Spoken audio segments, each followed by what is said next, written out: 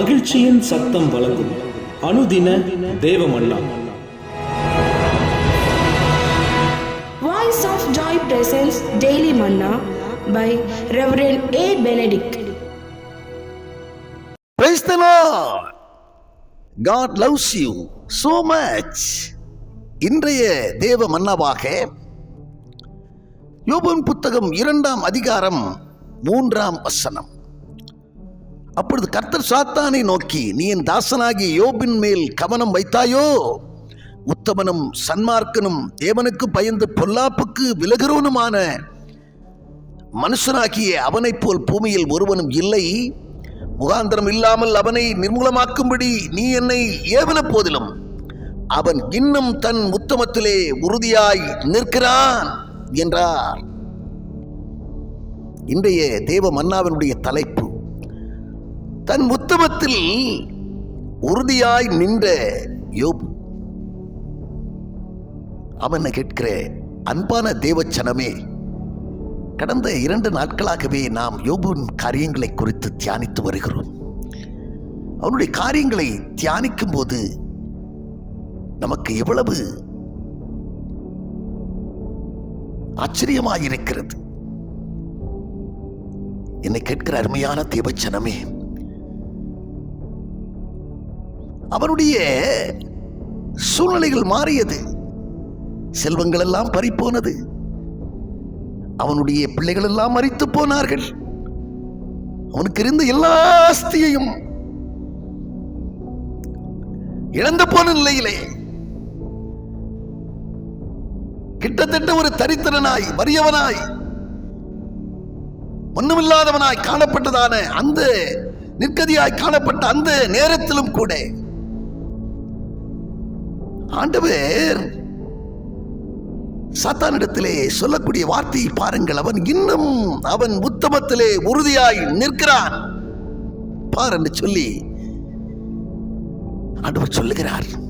ஆம், சோதனைகள் வரும்போதும், பிரச்சனைகள் வரும்போதும், போராட்டங்கள் வரும்போதும், இன்னைக்கு ஒரு சின்ன ஒரு நெருக்கம் வந்தாலே அநேகர் டருண்டு போகிறார்கள், தங்களுடைய உறுதியிலிருந்து விலகி போகிறார்கள், தங்களுடைய இடிச்சிப்பை இழந்து போகிறவர்களாக இருக்கிறார்கள்.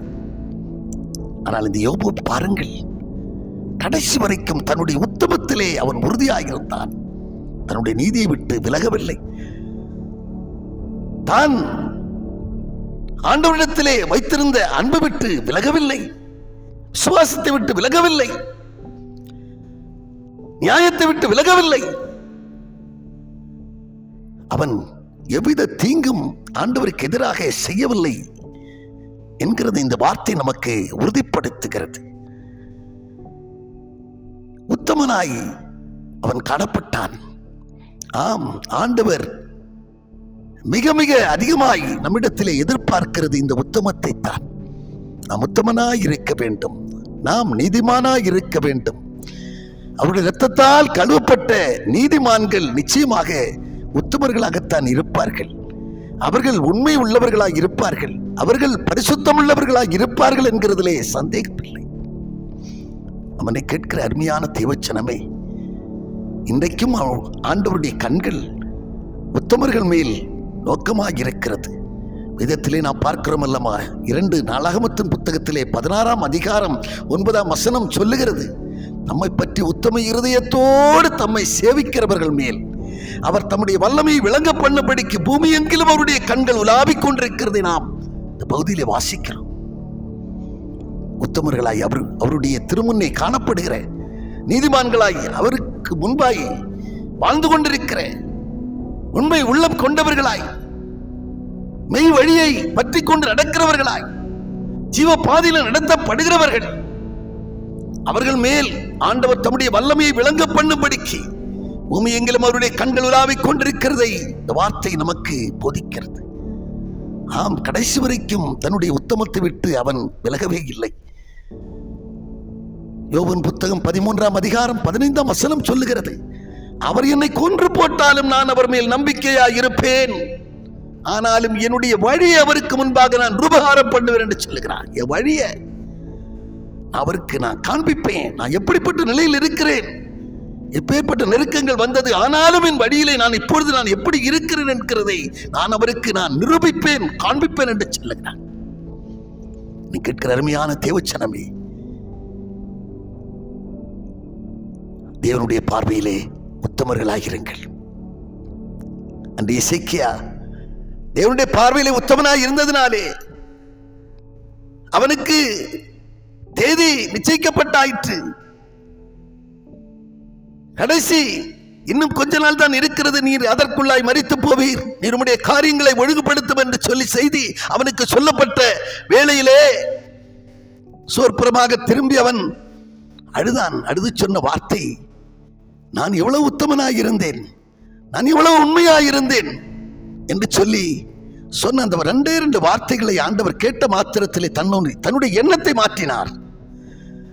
உடனே எசேயாவுக்கு வார்த்தையை சொல்லி அவனுக்கு மேலும் 15 ஆண்டுகளை, அவனுடைய ஜீவித காலத்தோடு 15 ஆண்டுகளை மேலும் கூட்டி கொடுத்தார் என்று சொல்லி பார்க்கிறோம். கேட்கிற அருமையான தேவச்சனமே, உத்தமர்களாய் இருப்பீர்கள் என்று சொன்னால், நீதிமான்கள் வரிசையில் நீங்கள் காணப்படுவீர்கள் என்று சொன்னால், சபையான வழிகளில் நீங்கள் நடப்பீர்கள் என்று சொன்னால், உங்களை நிச்சயம் மென்மைப்படுத்துவார். அந்த யோபுவை போல யுத்தமத்திலே கடைசி வரைக்கும் உறுதியாயிருங்கள். நிச்சயம் உங்களை குறித்து ஆண்டவர் பெரிய திட்டம் வைத்திருக்கிறார், நோக்கம் வைத்திருக்கிறார் என்கிறதிலே கொஞ்சமும் சந்தேகம் இல்லை. நாம் ஜெபம் பண்ணுவோம். பரலோக பிதாவே, நாங்கள் உம்மை துதிக்கிறோம். ஆண்டவரே, எந்த நிலையிலும் தன்னுடைய உத்தமத்தை விட்டு விலகாமல் தன்னை காத்துக்கொண்ட யோபுவை போல, கடைசி வரைக்கும் நீதிமானாய் அவன் காணப்பட்டது போல, ஆண்டவரே, நாங்களும் காணப்பட, இந்த வார்த்தையை கேட்டுக்கொண்டிருக்கிற ஒவ்வொருவரும் ஆண்டவர் அப்படி இல்லை என்று சொன்னால் தங்களை மாற்றிக்கொள்ள, நீதிமான்கள் வரிசையிலே அவர்களும் காணப்பட, ஆண்டவரே, அவர்களும் உத்தமர்களாக உம்முடைய திருமுன்னே ஆண்டவரே அப்பா நடக்க கர்த்தர் துணை செய்வீராக. கொணலும் மாறுபாடுமான சந்ததியின் நடுவிலே கேட்கிறதான தெய்வ பிள்ளைகள் ஒவ்வொருவரையும் குற்றமற்றவர்களும் கபடற்றவர்களும் உலக அசுத்தங்களுக்கு தப்பினவர்களுமாக அவர்களை நீர் மாற்ற வேண்டும் என்று கரத்தில் அர்ப்பணித்து ஜெபிக்கிறோம். ஐயா, பொறுப்படுத்திக் கொள்ளுங்க, வழி நடத்துங்க. இயேசு கிறிஸ்து மூலம் ஜெபிக்கிறோம் நல்ல பிதாவே, ஆமென்.